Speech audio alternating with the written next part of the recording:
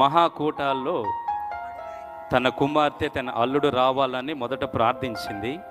కానీ అనుకోని రీతిగా తన అల్లుడు బ్యాంకు ఎంప్లాయ్ అట, కర్ణాటకలో జాబ్ చేస్తాడు. అనుకోని రీతిగా వెళ్ళాల్సి వచ్చి కోటాలకు రాకుండా వెళ్ళటానికి ప్రయత్నం చేసి వెళ్ళాడు 15 దినాలు.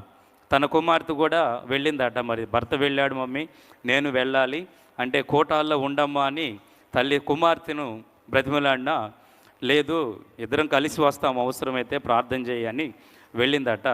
తల్లి ప్రార్థన చేస్తూ ఉంది, ప్రభువా నా అల్లుడు ఇంకా రక్షింపబడలేదు, ప్రతి సంవత్సరం కోటాలో పరిచర్య చేస్తున్నాను, ఏదో ఒక గిఫ్ట్ నాకు నువ్వు ఇస్తున్నావు, ఈ సంవత్సరం అయితే నీవు ఇచ్చే గిఫ్టు నా అల్లుడు రక్షణ పొంది పరలోక పౌరవత్వం సంపాదించాలి, అదే నాకు గిఫ్ట్గా ఇవ్వాలని ప్రార్థన చేసిందట.